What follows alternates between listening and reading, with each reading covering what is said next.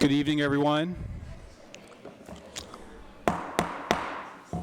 Good evening, everyone. Welcome to the October 2nd, 2019 meeting of the Arcata City Council. If you would care to, please join us in the flag salute. I pledge allegiance to the flag of the United States of America and to the republic for which it stands, one nation, under God, indivisible, with liberty and justice for all. May we please have a roll call? Mayor Watson? Here. Councilmember Patino? Here. Here. Here. Thank you. I did. Thank you. Okay, so first we have ceremonial matters, and we have a proclamation in recognition of International Walk to School Day, October 2nd, 2019, to be read by Councilmember Patino. This proclamation from the City of Arcata is in recognition of International Walk to School Day. That's October 2nd, 2019. Whereas millions of school children in 40 different countries are celebrating International Walk to School Day this October by participating in activities for International Walk to School Day on this Wednesday, October 2nd, 2019. And whereas driving students to school in private vehicles contributes to traffic congestion and air pollution. When fewer cars are on the road, the entire community benefits, and children's walking and biking routes to school are safer. Whereas parents and other community members have helped build Arcata's safe routes to school by identifying pedestrian safety issues and advocating for environmental policy and personal changes to create more pedestrian-friendly neighborhoods. Now therefore be it proclaimed that the City Council of City of Arcata hereby recognizes October 2nd, 2019 to be International Walk to School Day, and the Council encourages everyone to consider the safety and health of children today and every day. Dated October 2nd, 2019, and signed by Brett Watson, our mayor. And is Victoria Parker here? We're members of the Arcata Elementary School PTO, but Victoria's not here yet. Oh, okay. Would somebody else want to come up and give a little ad lib onto it? Thank you.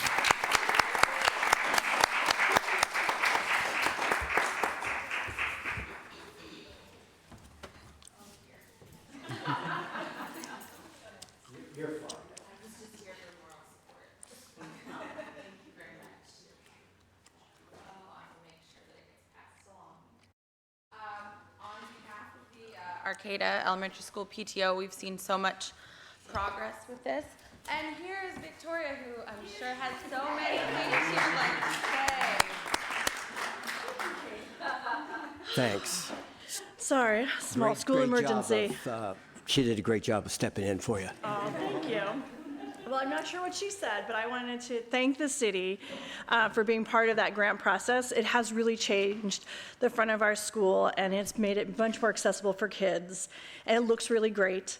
And yeah, we've been really thankful, and today we did Walk to School Day, and we got to use the button that makes the flashing light. So it was really great. So thank you so much for this. Thank you. Yeah.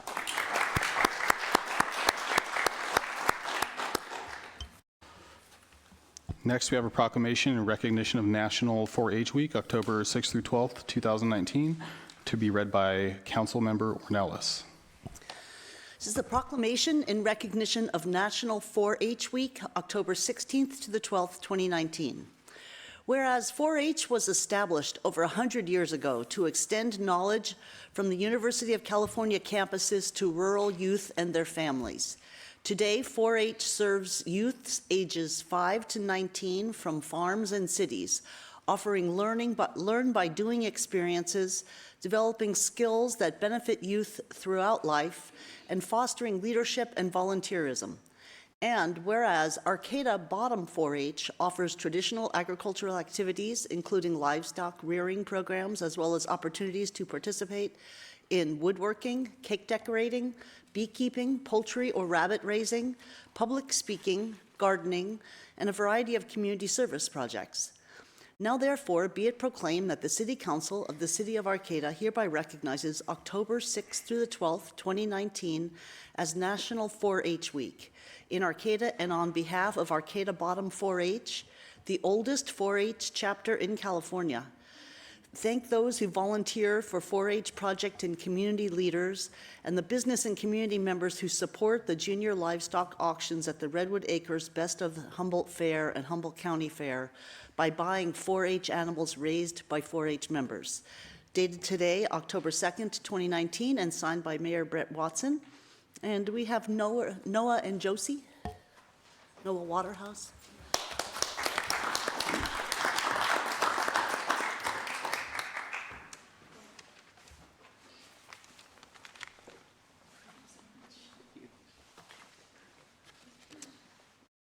On behalf of our Arcata Bottom 4-H, we thank you for this proclamation. And if it's all right with you guys, I would like to have some of the members share about their experiences from 4-H.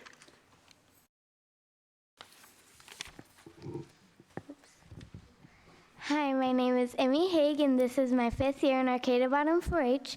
And my favorite thing about 4-H is meeting new friends. Hi, my name is Caroline Cole. This is my 5th year in Arcata Bottom 4-H, and I enjoy learning and helping around the community and getting together with the 4-H members. Hi, my name is Josie Hague, and I'm the Vice President of Arcata Bottom 4-H, and I like 4-H because it gives many opportunities and great leadership to new things. Hi, my name is Allie Morris. This is my 7th year in Arcata Bottom 4-H. I am this year's treasurer, and I love 4-H for helping the younger members and having the public speaking opportunities. Hi, my name is Noah Waterhouse, and I am the president of Arcata Bottom 4-H, and this is my 9th year in 4-H. I am 14 years old, and as you can tell from all the experiences of our members, 4-H has played a large role in our lives. I have learned a lot from 4-H.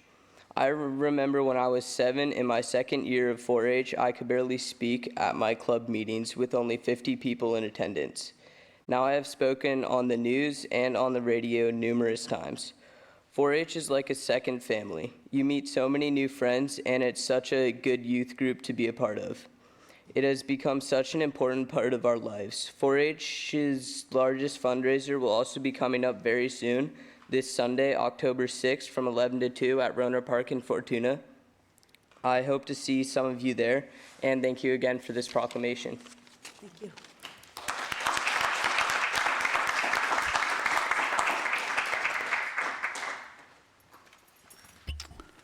Next, we have a proclamation in recognition of Fire Prevention Week, October 6th through 12th, 2019, to be read by myself.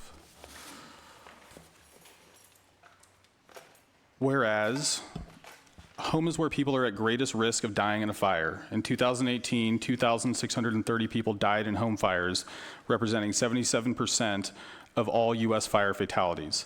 And whereas newer homes are built with lightweight materials that burn faster than older home constructions, and many of today's products and furnishings produce toxic gases and smoke when burned, making it impossible to see and breathe within moments. These conditions create a much shorter time frame, as little as 1 to 2 minutes, for people to escape after the smoke alarm sounds. And whereas paying attention to your surroundings, looking for available exits in the event of a fire or other emergency, and taking the smoke alarm seriously if it sounds can make a potentially life-saving difference in a fire or other emergency situation. And whereas home fire escape plans should be developed by all household members and practiced twice a year to ensure that everyone knows what to do in a real fire. And whereas Arcata's first responders are dedicated to reducing the occurrence of home fires and home fire injuries through prevention and protection education. And whereas the 2019 Fire Prevention Week theme, "Not Every Hero Wears a Cape, Plan and Practice Your Escape." This year's campaign recognizes the everyday people who motivate their households to develop and practice a home fire escape plan. These seemingly basic behaviors can have life-saving impact. Now, therefore, be it proclaimed that the City Council of the City of Arcata hereby recognizes October 6th through 12th, 2019 as Fire Prevention Week throughout this community. The council is committed to ensuring the safety and security of all those living in and visiting Arcata and urges Arcadans to participate in the many public safety activities and efforts of the Arcata Fire District and emergency services during Fire Prevention Week 2019. Signed today, October 2nd, 2019, signed by myself, Mayor Brett Watson, and accepting, we have Chief McDonald and Ed Laidlaw.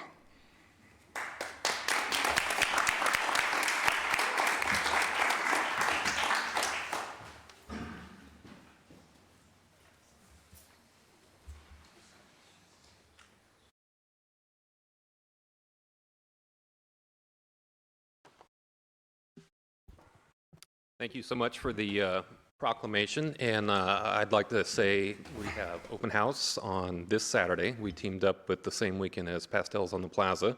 There's always a big crowd, so from 10 to 2, we'll be showing off our stuff as well as our public safety partners with the police department, Coast Guard, the ambulance, and CAL FIRE will be there to show off their things. Just a little bit about us. I brought Ed Laidlaw in. He's our fire marshal. This is the person that makes it happen for the Arcata Fire District. Our Fire Prevention Bureau is small, 3 part-time employees, but they're pretty mighty. Our part-time inspectors, we have 2 of them, and they are out in the community inspecting all of our multi-family apartment complexes. And for a college town like ours and up in McKinleyville, it's hugely important. Ed gets a little embarrassed because since we brought on all of our part-time fire prevention folks, all of our fires have seemed to pretty well stop. So he gets nervous when I say it, but I think it's very important because we're out there trying to get that message out there with prevention, the escape out of your house, your smoke alarms, fire extinguishers, and the message that we're teaching is about the house, but the message still rings true with plan your escape for the wildland fires. In our neck of the woods, we have the earthquake. Got to be ready to go with your go bag. So it's more than just fire safety. So, Ed? Thank you. Thank you very much.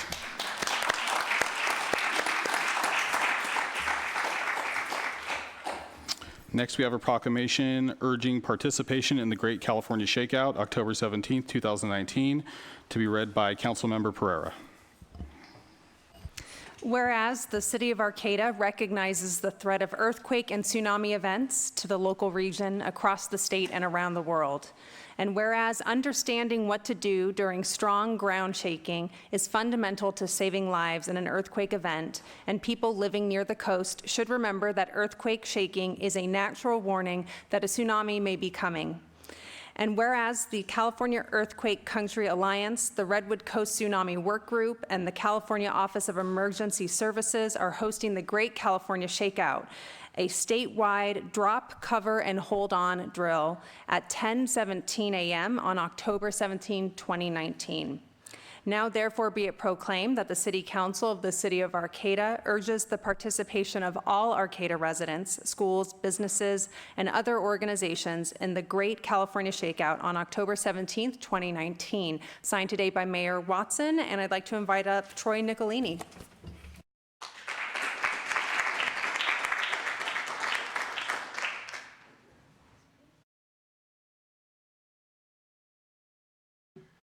Thank you for supporting earthquake preparedness and awareness. And you'll notice the word tsunami was kind of folded in there. We have a potentially confusing earthquake and tsunami threat in this region because we can have an earthquake under our feet that would cause a tsunami to arrive in about 10 minutes, or we can have an earthquake like we did in 2011 in Japan and have a tsunami arrive about 9 hours later. And so there's potential confusion there.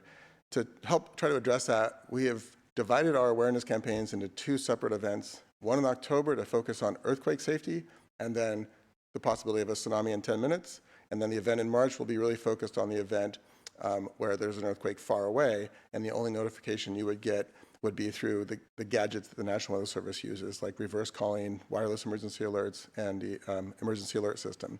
So that's kind of our plan going forward. So you might see me back here in March talking about what to do when you get a tsunami warning, for example, or the siren goes off. But today's focus is what to do if you feel a strong earthquake. The primary message is to survive the earthquake through the drop, cover, and hold on. That's the main message of the Great Shakeout, because that's statewide, including areas where there's no tsunami threat. But our follow-up message is, if you're in the tsunami zone, and if you're in the tsunami zone, take immediate action to get out of the zone, and once you get out of the zone, stay there.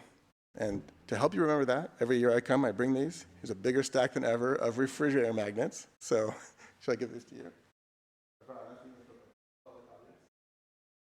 And I just want to add, so we really encourage people to sign up for it. You can just go to shakeout.org and sign up with your family or yourself or your school, your organization. It's a great way to practice drop, cover, and hold on, and to have that conversation about tsunami safety as well. But I also want to add that knowing what to do in the moment is really important for earthquake and tsunami preparedness. For earthquake in particular, doing some things in advance of the event can really make a difference. On the personal level, it can be as little as just walking through your home and making sure you don't have heavy object that might fall on you during an earthquake. So if you have your favorite trophy over your bed, that may not be the best idea. So you can do a quick pass through and look for those kinds of easy to solve hazards in your home. Non-structural things falling off on people is a major source of injuries during earthquakes. But we also have really old housing stock in this region. Arcata in particular has an incredible array of spectra of architecture, many of which have post-and-pier foundations.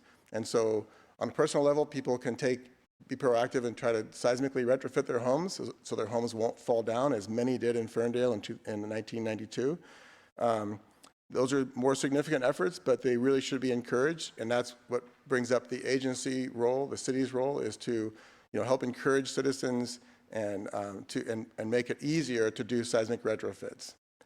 It just so happens I'm doing one right now in the city of Arcata. Professor Dangler just finished one in the city of Arcata. So we have very recent experiences of what it's like to do a seismic retrofit in Arcata. And I can say that your staff is doing a great job at making sure that that happened easily and we could go forward with those projects. They're voluntary in general, so it is really important that your agency supports people and makes it easier versus harder to do those retrofits. So thank you very much.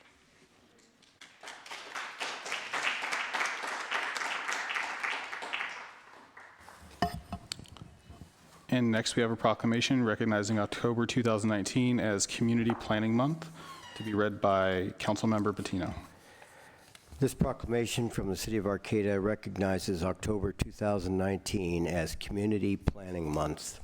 Whereas community planning is a dynamic and collaborative practice that promotes sound land use, economic prosperity, environmental stewardship, and a high quality of life. And whereas the American Planning Association and its professional institute, the American Institute of Certified Planners, endorse October as the National Community Planning Month as an opportunity to highlight the contributions that sound planning and plan implementation make to the quality of our communities and environment. Now therefore be it proclaimed by the City Council of the City of Arcata, the month of October 2019 is hereby recognized as Community Planning Month in the City of Arcata. The Council recognizes that many valuable contributions made by the professional community and regional planners of the City of Arcata and County of Humboldt, and it extends its heartfelt thanks for the continued commitment to public service by these professionals. Dated today, October 2nd, signed by Mayor Brett Watson and Sarah West. There you are. Thank you.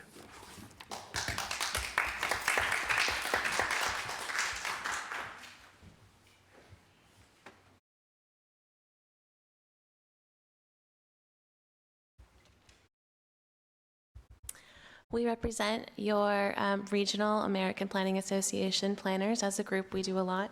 And so I wanted to introduce some folks who are with me. We've got Crystal Heaney from Plan West Partners, and then your own planner, Dilo Freitas. And Crystal's going to say a few words. Hello, I'm Crystal with Plan West Partners. On behalf of our company, the city, and planners all throughout the region, we would like to thank the City Council for their recognition of the hard work and dedication that planners put into helping build stronger, more prosperous communities. We ourselves are just community members seeking to enrich the lives of others by shaping goals and policies that benefit the community as a whole. We take pride in developing city, county, and regional plans that focus on community needs and desires, and we are here to help make sure that your visions of our community come to life. We look forward to our continued collaborations and will continue to support building better and brighter communities for all. Thank you.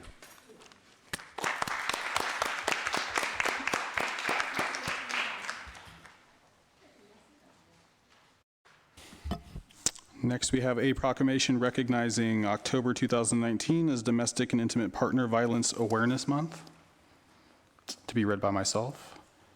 And whereas domestic and intimate partner violence remains a serious social issue across all economic, ethnic, sexual preference, and age categories, and whereas domestic and intimate partner violence violates an individual's dignity, security, and humanity with the systematic use of control through physical, emotional, sexual, psychological, and economic abuse. Its victims can face life-threatening injuries, emotional challenges, and death. And whereas through public education and outreach programs, Humboldt Domestic Violence Services enlists a diverse array of allies, agencies, and communities to help challenge the cultural norms that perpetuate human trafficking, domestic and intimate partner violence, and the stigma attached to its survivors.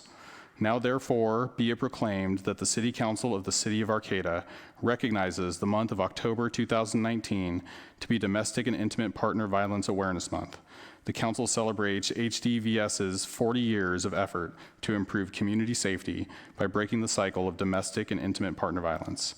Dated today, October 2nd, 2019, and signed by myself, Mayor Brett Watson. Receiving, we have Brenda Bishop and Ariel Fishkin.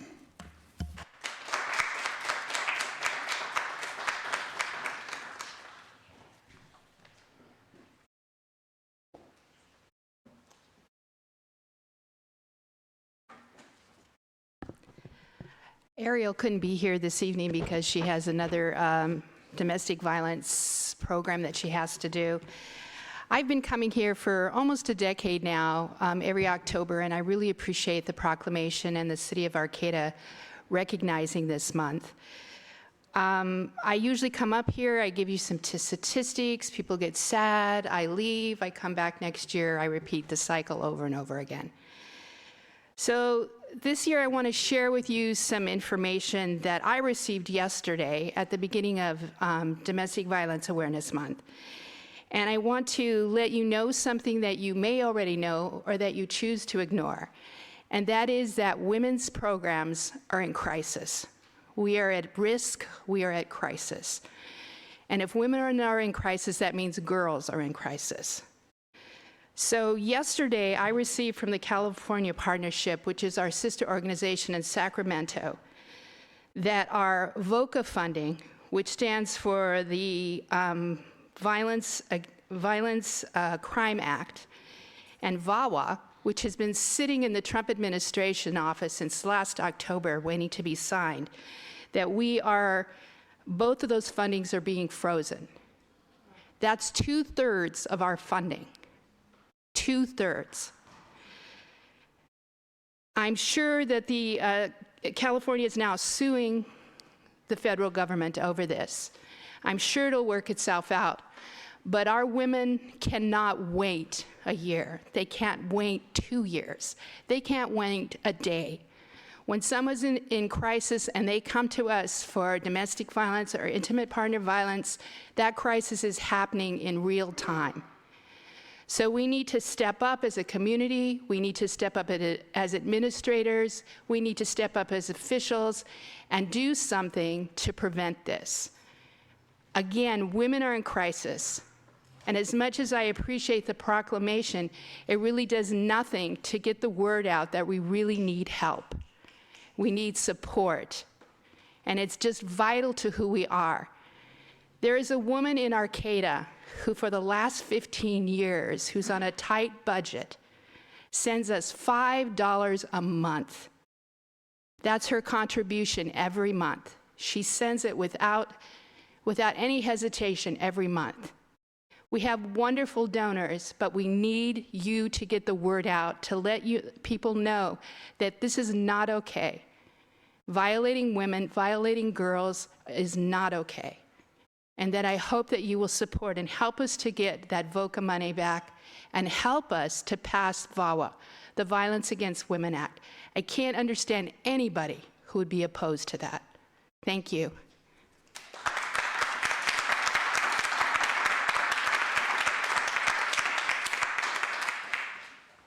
Thank you.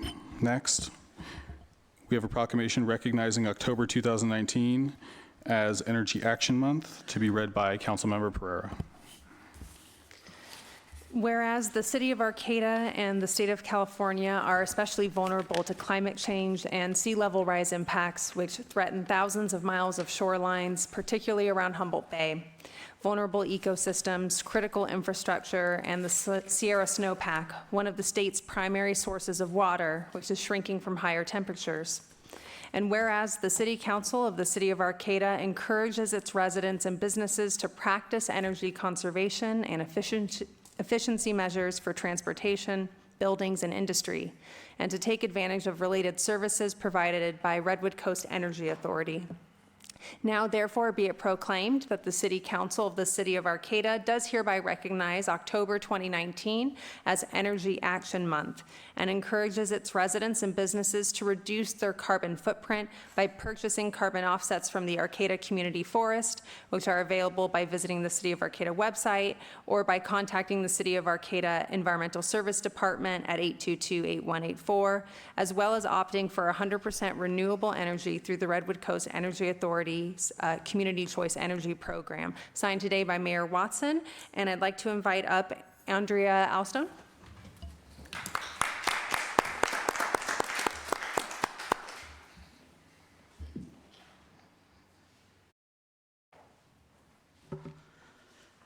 Thank you, Council, for recognizing October as Energy Action Month. And I also just want to commend the council for not just making proclamations, but actually practicing what they preach, and that the city has opted up all of their city accounts to 100% renewable energy and have encouraged the folks of Arcata to use energy more wisely with efficient building codes and also climate action planning with the region. And so I just want to say thank you to the council for all of the work that you do to energy efficiency.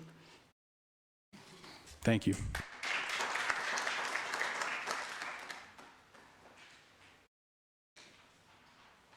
Next, we have early oral communications. This 15-minute time period is provided for people to address the council on matters not on the agenda.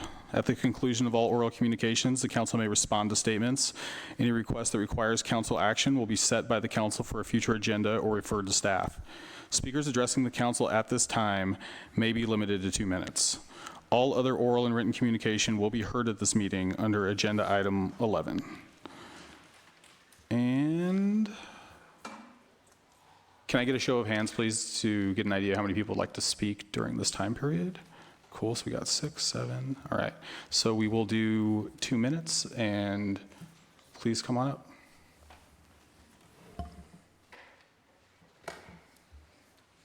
Good evening, I'm Carplana Burns. I acknowledge being on stolen Wiyot land, and I want to know where the Police Foundation report is. That's my first subject. It's been 6 months. We were told that you would be receiving it in May.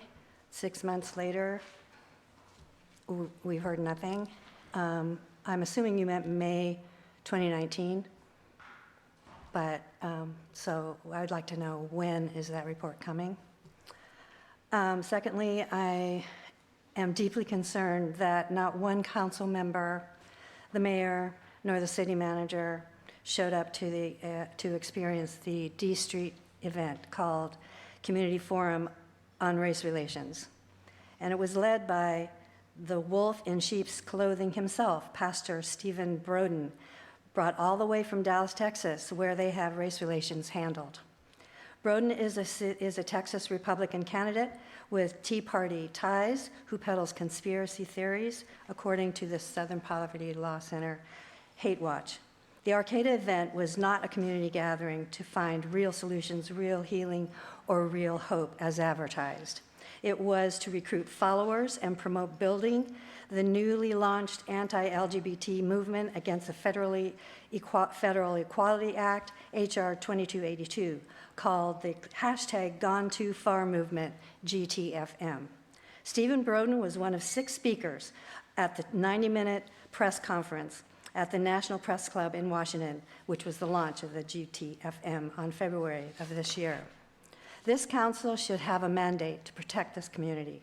Upon opening the door and not and not only letting in the fox into the hen house, but taking rent from the fox is dereliction of duty. Thank goodness the hens chose to be elsewhere. I counted only 2 community members present, besides parishioners and those of us who chose to be present to observe. Thank you. It was Thank you for your abusive, comment. violent, subversive, and I'm sorry, coercive but that's 2 minutes, and I need the next speaker to come up. You should have been there. Thank you.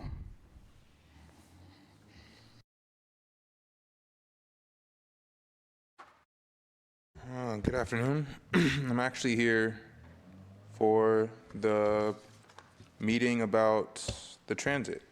But interestingly enough, if I don't get on the next bus out of here, I'm probably going to be stuck. And so that's what I'm here about, is the bus stops running pretty early, and Saturday it doesn't start running until I believe it leaves Ferndale or Fortuna. Can we contact you outside the meeting? Yeah. And just, we'll talk about it? Okay, yeah. Cool. So yeah, I just don't have time to be here for that part of the meeting. Yeah, absolutely. Yeah. And, but then on other notes, you guys, what's up? I've literally left and come back, and everything's exactly the same. You guys have done nothing. The police report that was supposed to be there when I left has still not come. You guys are hunting homeless people. That's cool. Like, winter's about to start, and you guys are really focusing your police department on finding people's tents in the bush instead of the murders and arsons that are unsolved in your town. There is someone in this town that you guys that preside over lights people on fire, and that was never solved. People have been murdered in this town, and that was never solved. Yet you really are going to be going through the bush looking for homeless people when it's raining. They need their tents right now. It's unbelievable, and the fact that my taxes are paying for it is why I'm here right now. Because that's unacceptable. I don't want my tax money being used to hunt homeless people when there are murderers walking the street. Yeah, that was really what it comes down to, and I wish you could have given her time to finish her speech, because you guys don't have that many people here, and you understand that she was just trying to finish her thought. So just think about that next time. Thank you. Thank you.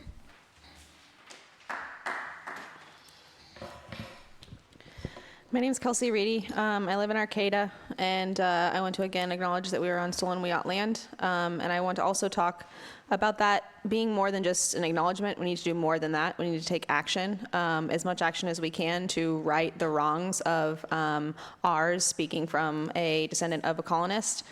And that we should do whatever we can to increase the sovereignty of the local indigenous tribes. And so the Indigenous Peoples Day Proclamation that we adopted here in Arcata says that we will update and change our systems and processes to better reflect the experiences of Indigenous people.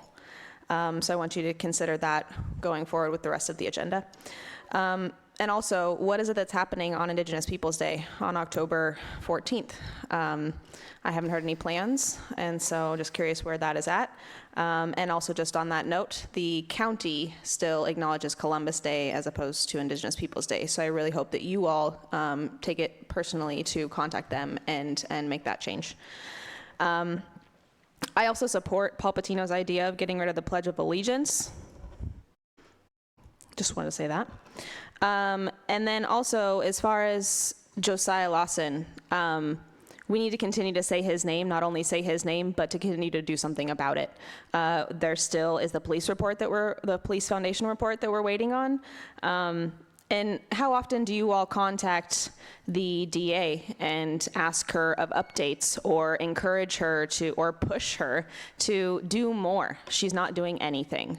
And so I want to, I know you guys aren't going to answer me, but I want to ask you all, how many times have you communicated with her about this?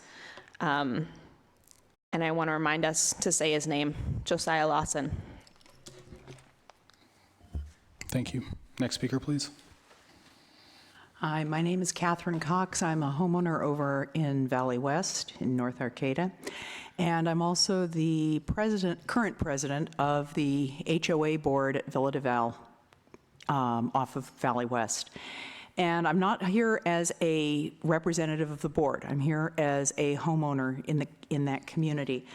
But we do have a situation over there that we've been dealing with, and I wanted to let the city council know, because at some point, if we're not able to get it dealt with, it may explode, and it may explode to a lot of negative news. We are not condominiums. We own our land. We own our land out, each of us owns our property out to the fence lines, just like a homeowner in a more traditional suburban, separate housing area does. We have one owner who is a severe hoarder. There are other legal issues there. I've met with Chief Ahern. I've met with the Arcata Fire District representatives. But this is a severe hoarding situation that is leading to vermin. It's leading to rats, as one of the neighbors of this property says, rats the size of squirrels or bigger. We've had 2 fires in the residence in the last 3 months. The last one resulted in 3 trucks sent from Arcata Fire District, and multiple units were diverted to handle other things while they dealt with the fire there. Because they are individually owned, our ability as an HOA to deal with this is limited. We have exhausted all legal alternatives at this point. The county, the city, the area, the senior services, we've got social services that are working with this person.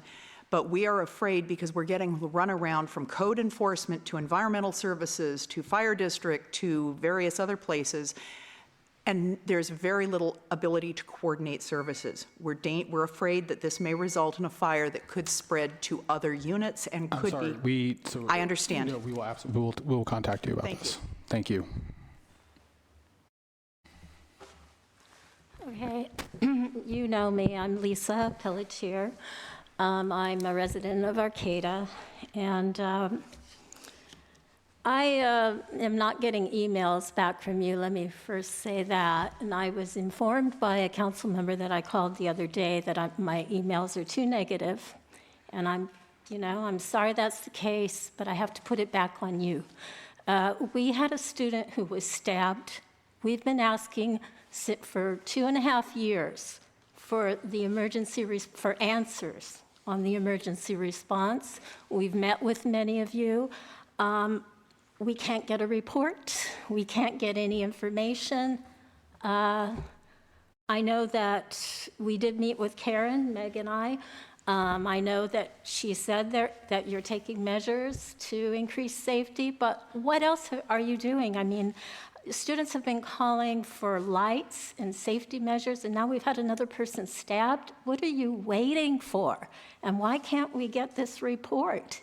It's crucial that we have this report for community safety. It's crucial that the police notify the local press and the community when anything happens of a violent nature that affects a student or any one of us, so that we can be on the lookout. There was a description of this suspect, and the community are your eyes and ears. We could have been on the lookout, but a month has gone by. So that doesn't give us a lot of confidence that you care about safety, and there are other issues. We want that foundation report. A student told me that the town and the gown were covering up an incident that happened 6 months before Josiah was murdered.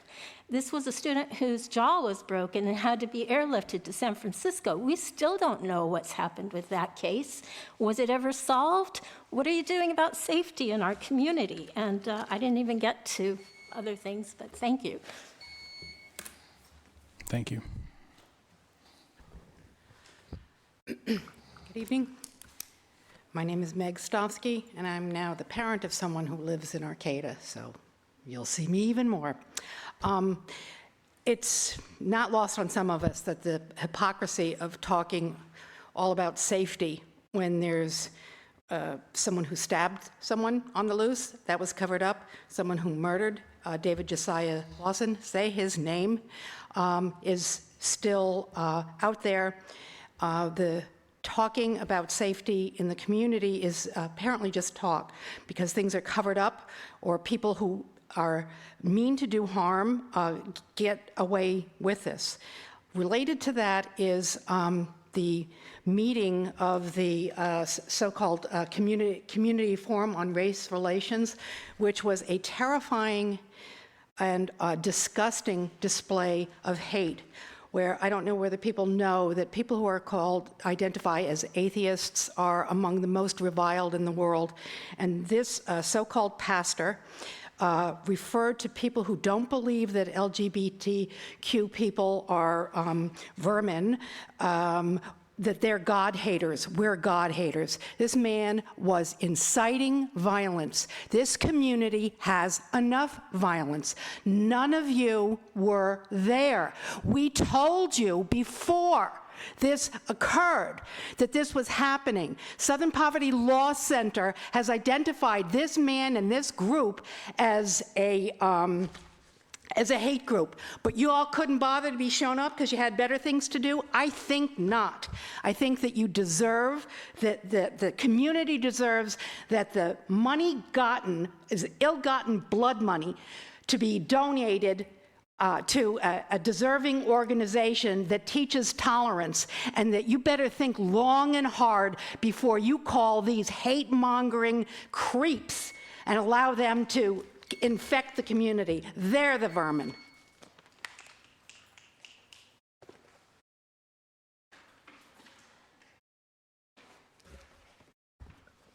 My name's Joanne McGary, and I take a pledge of allegiance to the earth these days because the climate crisis is real. Things are happening quicker than had been thought, and we as a community need to take immediate action, urgent action. I appreciate so much that we finally got a declaration of a climate emergency for this city, and I hope you will work with other municipalities and the county to have a regional emergency proclamation and unify in urgency in doing what we can to thwart what is an existential threat to humanity and to life on Earth. And I did want to see what happened at the United Nations Summit, and the only thing that impressed me and inspired me was, once again, young Greta Thunberg and her speech to the United Nations, to the world leaders. And so I created a new sign that I carry with me now. It says, "How dare we take action now?" And I have it as the Arcata Climate Emergency, little pound sign. And again, reminding us no more business as usual. We cannot afford to delay doing drastic, important changes in our lifestyle, in our community to stop the climate from changing. And finally, I haven't lost my marbles. I've actually acquired a few blue ones from a friend of mine last Sunday, and I want to give some of them to the city council members and Karen and some of the other department heads as a little reminder that the blue planet, everything we do on it makes a difference. And so this is my gift to you to remember our planet Earth, our Mother Earth, and thank you. Oh, one last thing is that Jennifer Savage's article in the paper, North Coast Journal, is worth reading. Thank you.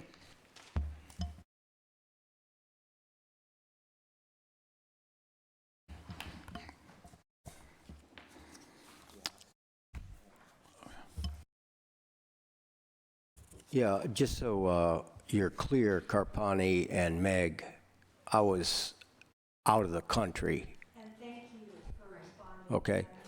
So, thanks. And no thanks to you. Yeah, I would have been there. I just, made a plan about a year ago to see my new grandchild, so. That's perfect. Yeah, sorry. There was somebody else I wanted to speak to, but she's gone, so. And one thing I do know about the student safety thing is we have fixed the lights finally on the bridge. Mostly city money, but we got some from HSU and the county, Caltrans. The County of Humboldt put in some money from Measure Z, Humboldt State, and the city. Oh, good. The cost So of the we lights do- for the bridge. We do have new lights on the bridge. It only took a while. Thank you. Next, we have our consent calendar. All matters on the consent calendar are considered to be routine by the City Council and are enacted in one motion. There is no separate discussion of any of these items. If discussion is required, that item is removed from the consent calendar and considered separately. At the end of the reading of the consent calendar, council members or members of the public can request that an item be removed for separate discussion. A, approve the minutes of the City Council meeting of September 18, 2019. B, biweekly report on general warrants. C, adopt resolution number 190-23, a resolution of the City Council of the City of Arcata amending the class and pay resolution, compensation and benefits for hourly rated part-time, temporary, and seasonal personnel to reflect new program specialists and work-study intern positions. D, adopt resolution number 190-24, a resolution of the City Council of the City of Arcata affirming support for the United Nations Declaration on the Rights of Indigenous Peoples. E, award the contract for futsal court surfacing to Ace Surfacing in the amount of $63,370, and authorize the city manager to execute all applicable documents. F, continue the notice public hearing on ordinance number 1521 regarding mobile home park exclusive overlay zoning to October 16, 2019. Do we have any members of the council that would like to remove an item from the consent calendar? Yeah, I'd like to pull F. Thank you. Do we have any members of the public that would like to remove an item from the consent calendar? Seeing none, may we please have a motion? I'll make a motion to approve the consent calendar minus item F. Second. We have a motion and a second. All those in favor? Aye. Opposed? The motion carries. On item F, I guess I'm not quite understanding what that's about. Yeah, so this item before you, the continued public notice. So initially, when we were before the Planning Commission, we had hoped to bring the final overlay zoning to the council at this meeting, and so a notice went out basically publicizing that public hearing. At the last city council member, and we'll talk more about this next week, we ended up sending the council sent some direction back to the Planning Commission. So the Planning Commission is going to reconsider this item at their meeting next Tuesday, and then this item will come back to you, hopefully the following meeting, if that works on our agenda. So this just continues that item to the October 16th meeting for the Planning Commission to revisit on some direction that the council provided from their last meeting. Okay, so we'll have another opportunity to get into it on that. Yeah, so you didn't miss anything I didn't except for some fun. Yeah. Thank you. Okay, I guess at public. And Do we have any members of the public that would like to comment on this agenda item, item F of the consent calendar? Seeing none. I'll make a motion to approve consent calendar item F. I'll second. We have a motion and a second. All those in favor? Aye. Opposed? The motion carries. Moving on to new business, and we have a presentation by Maggie Kraft, the Executive Director of Area 1 Agency on Aging, Effective Interventions for Hoarding.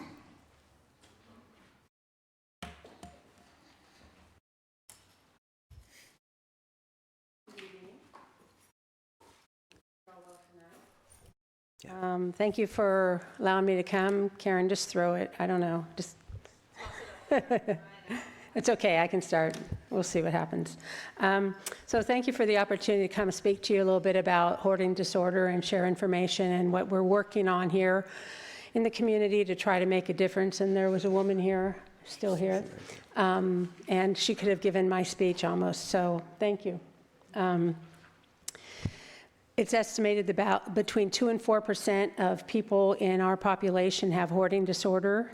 These symptoms appear to be almost 3 times more common in older adults, but it can start young. It can start as early as 11 years old. Symptoms tend to worsen with age after divorce, death of a spouse or family member, or another health crisis or other personal crisis. So I looked at that number, and that would mean 2 to 4%. That would be for Arcata. It'd be roughly 360 to 720 people in our community in Arcata who are facing this to some degree. And so it's pretty likely that we all know somebody or know somebody who's talked about a friend or a family member who's facing this disorder. And most people don't understand the toll it takes. Are you just... It's just okay. Time to switch. Are you at the beginning now, or what's going on? This is the beginning. Okay. Are you in? I think I should do it, Karen. Go. only because I have an eye in the back of my head and it's distracting. So if Which you one? roll this towards you, it'll advance. Okay, If you roll perfect. it away, it'll go backwards. Okay, so, yeah, see, I'm going back to the beginning, okay. You know what? There we are. Oh. It's not a touch screen. I wish it was. So that's the first slide. There we go. They're not that exciting, but now that we've done it, we might as well. Thank you so much. Okay. I guess this might be easier. It might just be able to press that one. Yeah, that's what I'm hoping. Oh, don't press the middle one. Oh, this one? Yep. Oh, can't do that one. You're just going to have to roll, but let's Okay. get you out of here first so you don't start stamping. I'm going to let you do it. I changed my mind. I'll just go click. Anyway, so this disorder takes a great toll on people, and we as a community need to educate ourselves so we know how to address it in appropriate ways. People who hoard have reasons for their behavior, and it's usually tied to some deeply held beliefs and emotions. They don't hoard because they're lazy, and they're often very smart and well educated. They're usually quite creative. They may exhibit a relative lack of awareness, though, about how bad the situation is and what the real world impact is on other people. They may also have other mental health conditions, the most common being major depression or some kind of generalized anxiety disorder.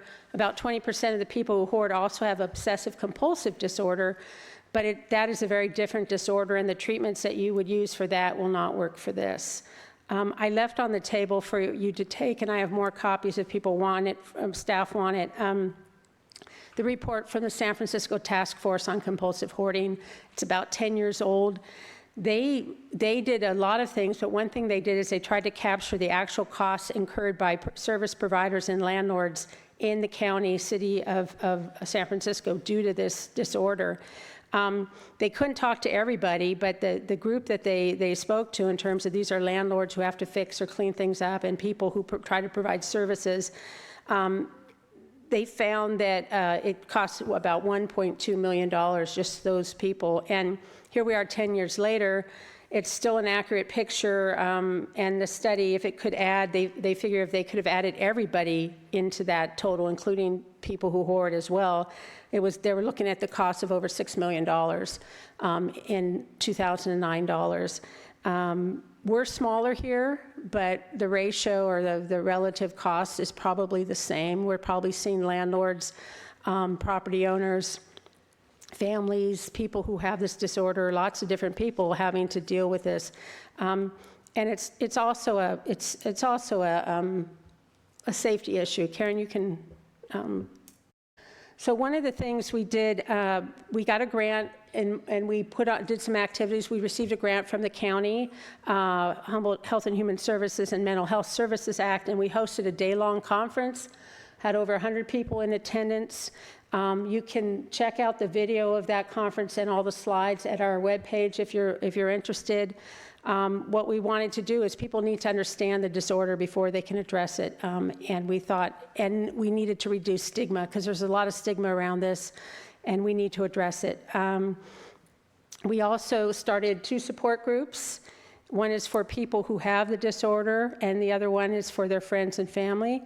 And this is self-identified. And these groups have been going since April, and we continue now to host them at the area agency at no charge. We have had task force. We also put together.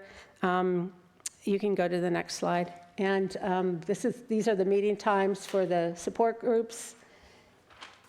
And then the hoarding task force, we've had 2 meetings. We have another meeting coming up on October 16th. And we're hearing from employees of city and county governments that this is a challenge for them to address. One of the things a hoarding task force would do is start by getting us all educated and sharing resources and ideas and try to move toward a creation of some kinds of system that will address these issues in a systematic way. One thing I hear from people who hoard, especially if they rent, is that constant state of anxiety they live in because they get notices on their door that there's going to be an inspection, and they feel powerless, and they don't know. A part of this disease, it makes it difficult for them to figure out what to do, and to have the what's it called? There's a hook and there's the carrot. Oh, have the stick without a carrot makes it very, very difficult for these people. So we need to figure out what kind of carrots we can get out there to help them so they have more options. So the next task force meeting is, there you go. And then, I'd like to say that these are some of the things that a hoarding task force typically needs. Somebody to sponsor it, we'll do that, but these are the different elements. And again, as I said, starting with community education, so starting with education of people in the community, but also of the staff you have who have to address this, and make sure they have all the tools in their toolbox to address it in an appropriate way. Okay. The thing that's also missing is we need mental health support. This is a real problem here, because this is a issue that the most successful treatment of people with hoarding disorder includes a cognitive behavior therapy component, includes sitting down with a therapist and working through the issues, because it's not about the stuff. The stuff is a symptom, and it's not about the stuff. And if you don't help the person figure out why they're doing this, then you try to remove everything, then what you'll do is cause a lot of problems, and they'll replace the things. They've got to get to the heart of it. And while we had about 30 clinicians at our conference, I think most of them were there to get cheap credit, continuing ed, and we haven't seen a lot of people come forward to want to take on this. And most of our therapists locally have full books. I mean, they're not sitting around. They've got a lot of stuff they're working with already. So these are some of the things that we would do collaboratively if we can get to the point. We can coordinate, do case consultations, do home visits, focus on assessment, focus on harm reduction as a tool to address this issue, helping the person figure out what they have to do to stay safe, what they have to do to prevent harm, and then trying to get these other interventions and a support system going so they can slowly move through the things they have and come out at the other end of this. So I do want to say this is a public health safety issue, and it threatens the safety of the person in the home, but as you heard from the other woman here tonight, it attracts rodents, health problems for the person living in the home, structural damage, fire, and even death. All those things are real, and these things happen. And the cost to local government and private landowners and the people who hoard can be tremendous when it's not addressed. Many of the people who have this situation, even if they wanted to address it, they can't afford it. It's gotten too big.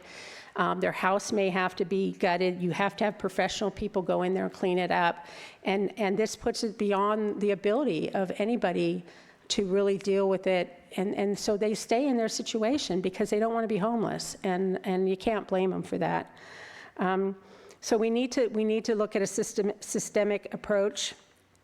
And the best approach from all the research is that you look at having a task force that does things collaboratively. You have that mental health component, and you have the support group component in there, that you have to approach this from many different angles, because it's not just one thing that's causing this behavior. It's a lot of things.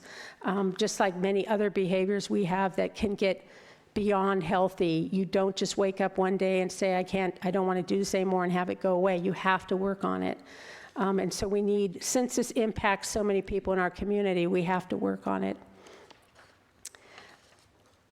And go back to that one, sorry. Since I'm here, I want to tell you of other things that are coming up. This survey is online right now. It's an older adult needs and concerns survey. We do this every 4 years. We have hard copies available throughout the community in our offices, but you can also go online. We're asking seniors, which in definition for Older Americans Act is 60 plus. We're asking you what you need, what you think, what's going on in your community, and so the survey's available there. And then the other thing, Karen? Our senior information guide will be coming out in January. We're updating that. We completely update it every 2 years, so all those resources will be available. We do about 12,000 copies, and they'll be coming out soon. We're working on that. And I always want to push the volunteer driver program because this is a program that uses vetted volunteers to get people to medical appointments in the grocery store. And this program can be as big and as successful as we have volunteers. It's volunteer drivers. If somebody needs a ride, we can help them if we have a volunteer willing to do it.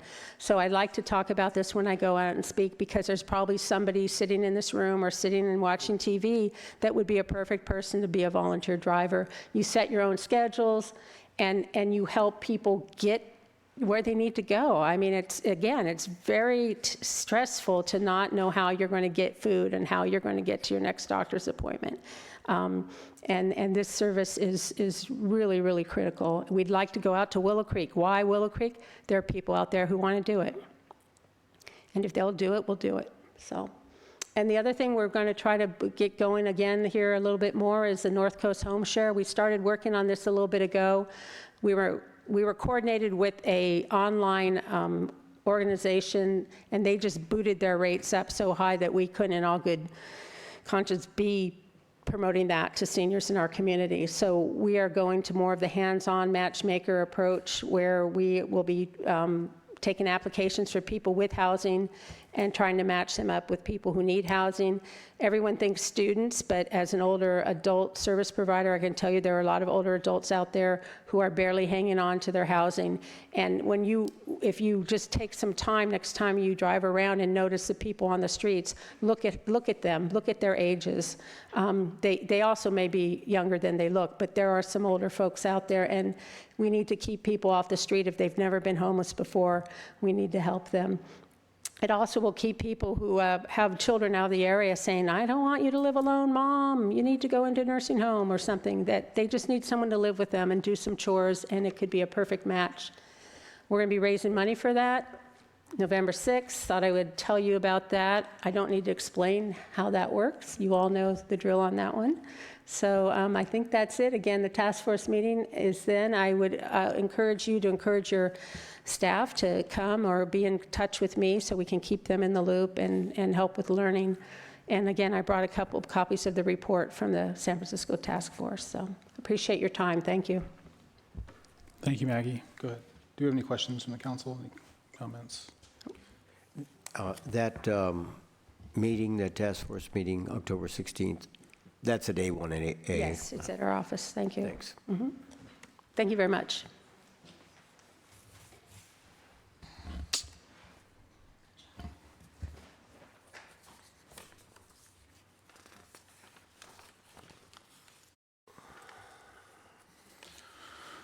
All right, next we have new business item B, conduct a public hearing to receive input regarding unmet transit needs and direct staff to forward all comments to the Humboldt County Association of Governments.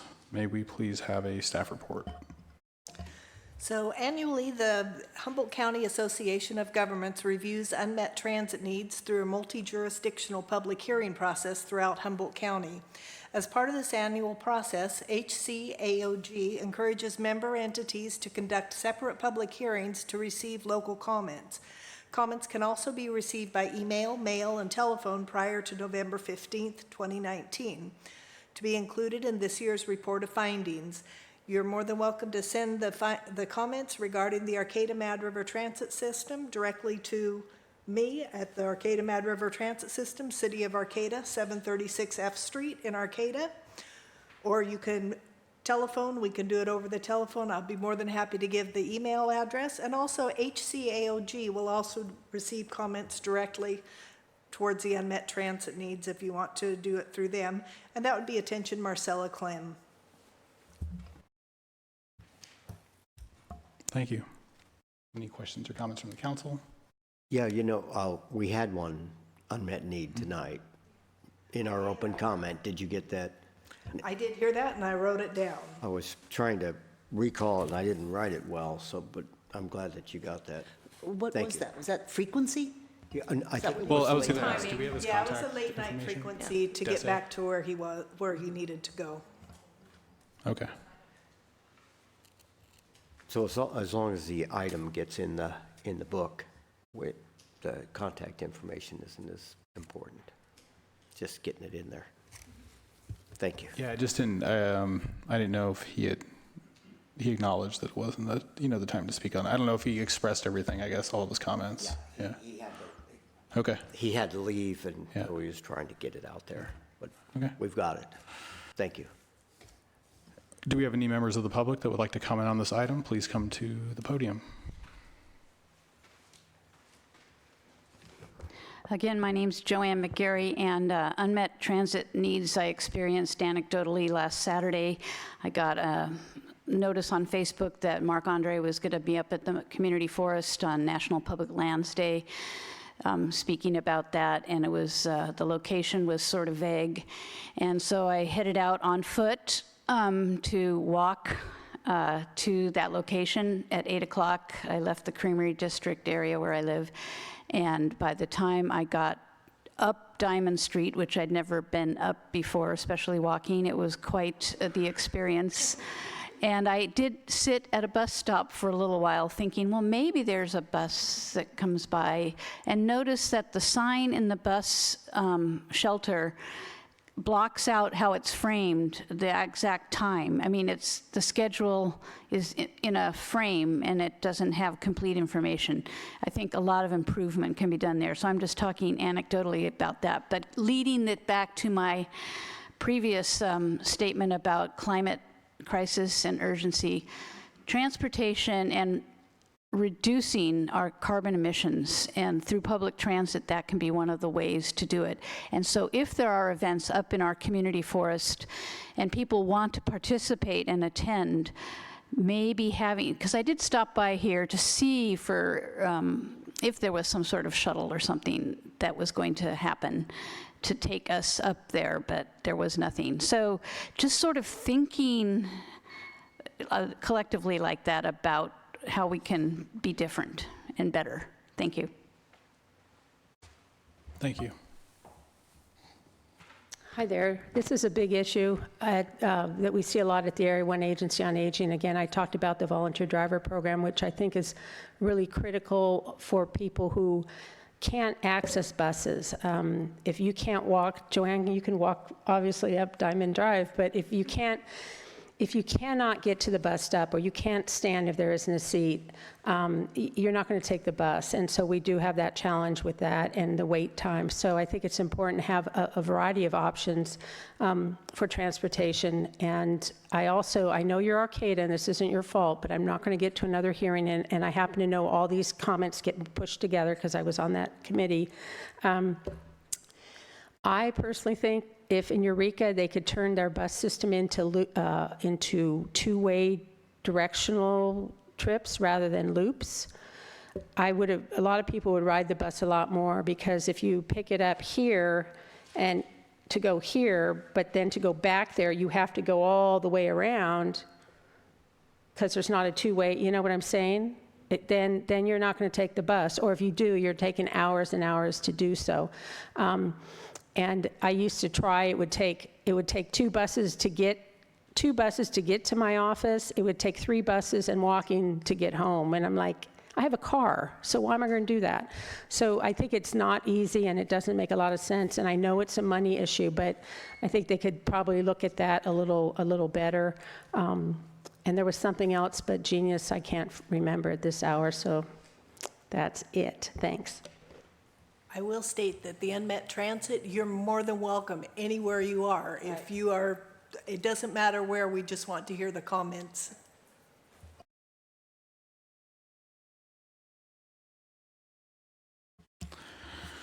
All right, thank you very much. And do we need to continue the hearing or close it? No, we're good. Great, thank you. This is just purely informational. All right. No, you close the public hearing. All right, public hearing is closed. Thank you. And next we have oral and written communications. This time is provided for people, actually really quickly on the transit thing, just to report, you don't have to write, sorry. This morning I had a conference call with Ken Hammock and some folks he knows that operate a tuk-tuk business where they look like very small electric cars, and they operate them in a couple cities in the state, and they're made in Denver, and it's called Tuk Tuk, and they look like... It's a name for a small vehicle. Yeah, yeah. It's like a three-wheeled car, it looks like. So it's maybe like a hybrid between a pedicab and a car. I don't know how to describe it. So anyways, that's something that he's been excited about and trying to move forward. So, you know, I'm just supporting him there. And his vision is to connect Valley West with southern part of Arcata. One thing I wanted to mention, it seemed like Maggie was talking about people that can't get to the bus stop or can't wait or whatever, that, you know, the dial-a-ride certainly can help. And that would be beneficial for them, is to sign up for Dial-A-Ride and meet that criteria, because that is a door-to-door service. Yeah. So I think it's in some ways underutilized in some areas, and of course, once people understand it, then they use it a lot. But making sure we all understand Dial-A-Ride, that's the function of Dial-A-Ride. You can't ride the bus for whatever physical reason, Dial-A-Ride is there to help. So I didn't mention it to her. I'm sure she's aware of it, but I don't know that that's an unmet need, really.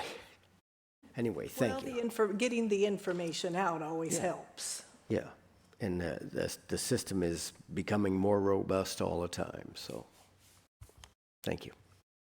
Thank you very much. Oral and written communications. This time is provided for people to address the council or submit written communications on matters not on the agenda.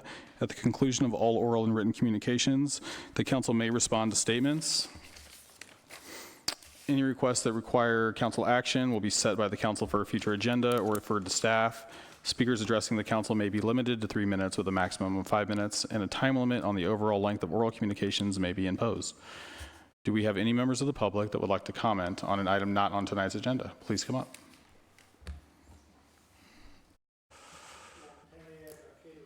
I'd like to thank the council members, the city manager, and staff who worked on the draft for the adoption of the Resolution 19024, affirming support for the United Nations Declaration on Rights of Indigenous People.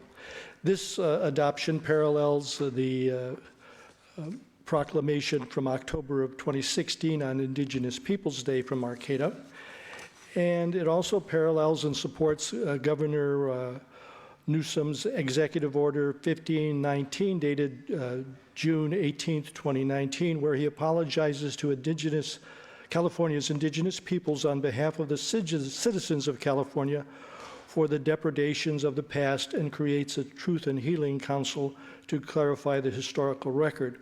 I'd like to submit just copies of these for the record, so they'd be all together in a future agenda package. Thank you.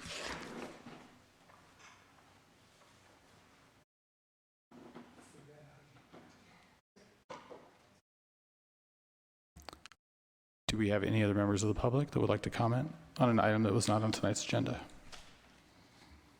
Seeing none, we will move on to council and staff reports. Mayor and council, just quickly, I wanted to remind you again, although the fire chief did, that this weekend will be pastels on the plaza and the fire department open house. And then, since we won't have a council meeting before that, in recognition and honoring of Indigenous Peoples Month, we have our Home Away from Home potluck will be Sunday, October 13th. And the theme of that potluck will be around Indigenous peoples. And we've got a really good collaboration between the Multicultural Center, Native American Studies, We at Tribe, and our local Home Away from Home volunteers that are working together to put on a really great event. It is still a potluck, so everybody who wants to come, just bring a meal for 6 or more to share. But we will also have some Indigenous bread that will be baked on site by some elders associated with that event. Thank you. Go for it. Yeah, I don't have anything to report except for I'm back and I'm safe. All right. Everybody's okay. Excellent. Thanks. Yeah. Nothing? Okay. Anything? I'll just say really quickly, we had our second meeting of the Governor's Council of Regional Advisors on Homelessness in Los Angeles last week. And, as we're continuing forward, we're starting to get clearer in terms of what we're going to be delivering to the governor, making recommendations by January. And one of the things we're really going to be looking at is what are the changes that can be happening at a state level policy-wise, along with making recommendations for the budget.